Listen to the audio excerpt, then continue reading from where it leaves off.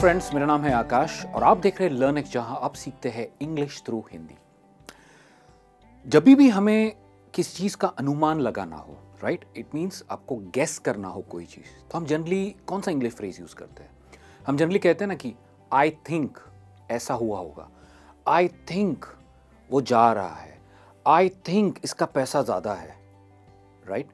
हमेशा हम I think ये वर्ड यूज करते हैं। देखिए, इंग्लिश में ना बहुत सारे फ्रेजेस है और नए फ्रेजेस सीखना ये बहुत ज़रूरी है अगर आपको इंग्लिश में फ्लुएंट होना है। क्या होता है, हमारे पास बहुत ही लिमिटेड वोकैबुलरी होती है और हम उसी वोकैबुलरी का यूज़ करके इंग्लिश बोलने की कोशिश करते हैं, जिससे हम इंग्लिश में फ्लुएंट साउंड नहीं करते।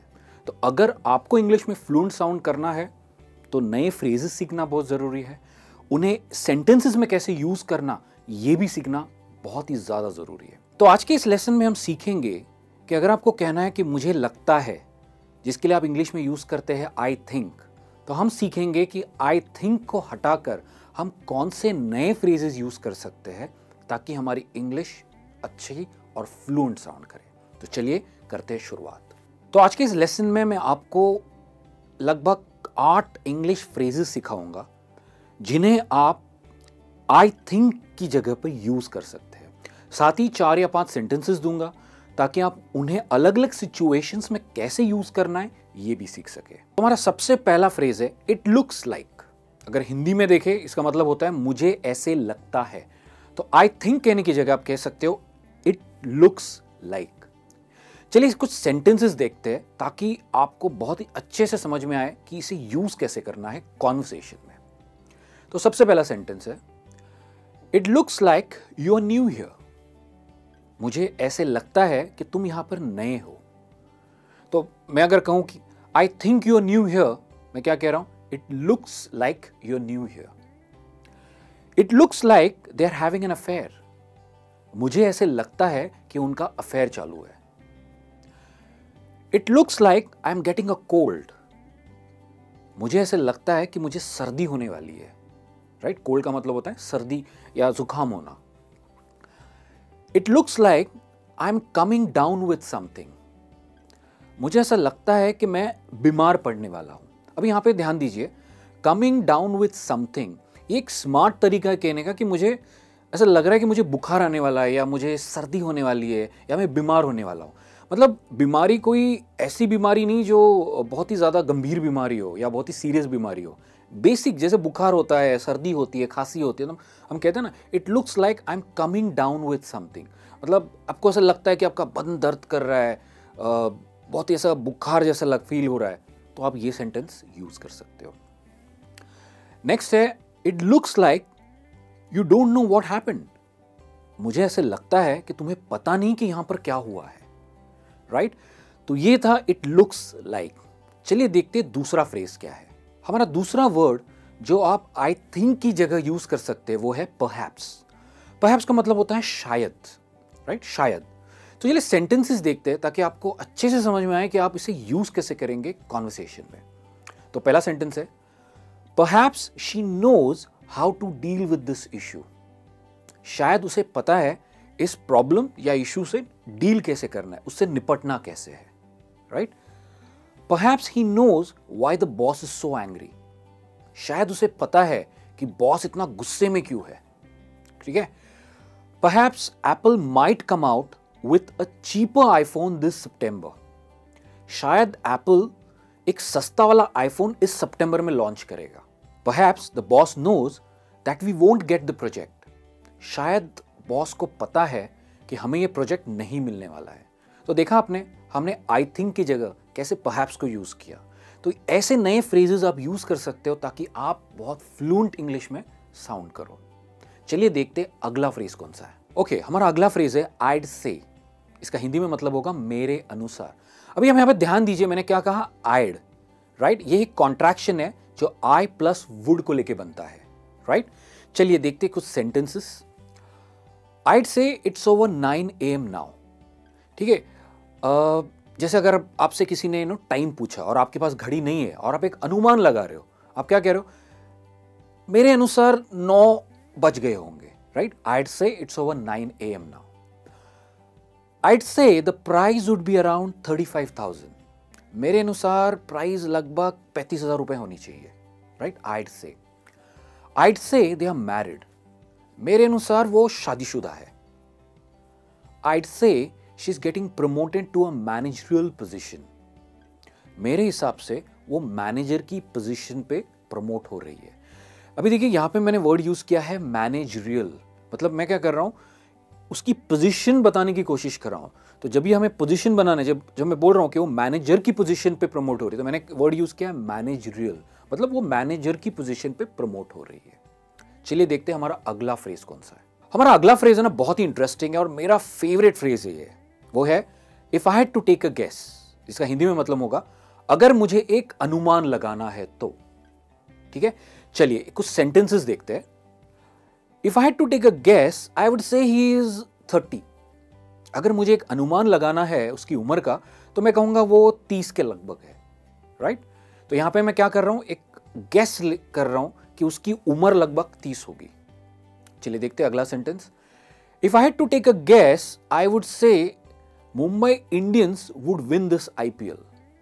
अगर एक गेस ही लगाना है तो मैं कहूंगा कि इस बार मुंबई इंडियंस आईपीएल जीतेगी, right? If I had to take a guess I would say it's around ₹1,00,000. अगर मुझे एक अनुमान लगाना है तो इसकी कीमत लगभग ₹1,00,000 होगी. जैसे आप एक लैपटॉप है, अगर लैपटॉप की आपको किसी ने कीमत पूछी तो कितना हो सकती है इसकी कीमत, तो आप कहोगे कि लगभग ₹1,00,000 होगी. ये प्रो लैपटॉप है तो लगभग ₹1,00,000 होगी इसकी कीमत. If I had to take a guess we would break all the previous sales record. अभी कैसा हो रहा है कि एक मीटिंग हो रही है, ऑफिस मीटिंग हो रही है, और आपसे अगर बॉस ने पूछा आपको क्या लगता है इस टाइम सेल्स कहाँ जाएगा इस नए प्रोडक्ट के साथ, तो आप कह रहे हो if I had to take a guess we would break all the previous sales records. तो आप कह रहे हो कि अगर मुझे पूछा जाए या मेरे अनुमान से हम पिछले सारे सेल्स के रिकॉर्ड्स तोड़ देंगे इस बारी. अगला फ्रेज है मे बी, राइट? अभी बहुत बारी स्टूडेंट्स यहां पे गलती करते हैं, वो मे और बी को अलग अलग लिखते हैं. तो जब आप मे और बी अलग अलग लिखते हैं उसका मतलब और हो जाता है. पर यहां पे क्या है, मे बी एक वन वर्ड है मे बी, इसका मतलब होता है शायद. ठीक है, maybe he wants to quit his job. शायद वो ये जॉब छोड़ना चाहता है, राइट? जैसे आप कहोगे I think he wants to quit his job की जगह आप यूज कर रहे हो maybe. Maybe she is upset about what happened last night. शायद वो कल रात जो हुआ उससे वो अपसेट है, right? Maybe he wants to settle abroad. शायद वो किसी और देश में बसना चाहता है. He wants to settle abroad. Settle का मतलब होता है बसना, और अब्रॉड किसी और देश में, बाहर के देश में. Maybe he is not feeling well today. शायद वो उसे आज ठीक नहीं लग रहा है. Maybe it's going to rain. शायद बारिश होने वाली है.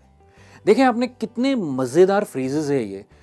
सिर्फ आप आज तक यूज कर रहे थे आई थिंक, पर देखिए कितने बढ़िया फ्रेजेस है जो आप आपकी कॉन्वर्सेशन में यूज कर सकते हैं. अगला वाला फ्रेज है ना, काफी इंटरेस्टिंग है. Chances are, right? इसका हिंदी में मतलब होगा संभावना है, ऐसी संभावना है. चलिए कुछ सेंटेंसेस देखते हैं. Chances are you are doing it wrong. संभावना है कि तुम ये जो कर रहे हो वो शायद गलत है. Chances are he might not turn up for the party. ऐसी संभावना है कि शायद वो पार्टी के लिए नहीं आएगा आज. Chances are they have left the apartment before the police arrived.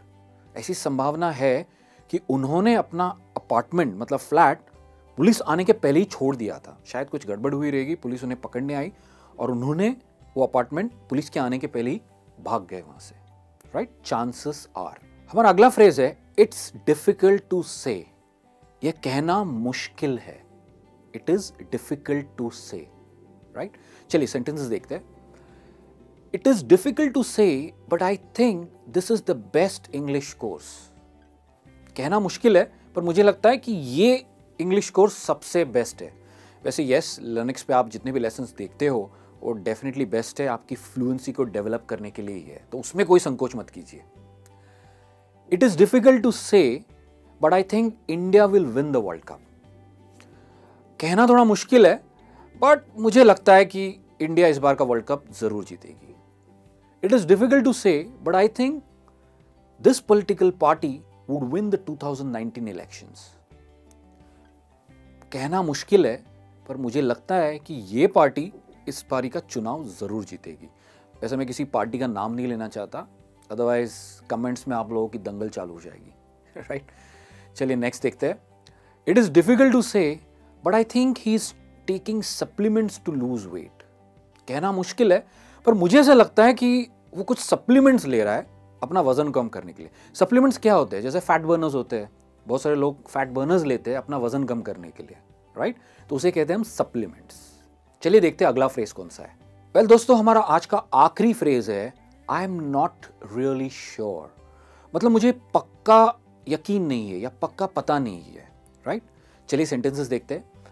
I am not really sure but I think this is the last train. मुझे पक्का पता नहीं है, पर शायद ये आज की लास्ट ट्रेन है। I am not really sure but I think you should take a left from the signal.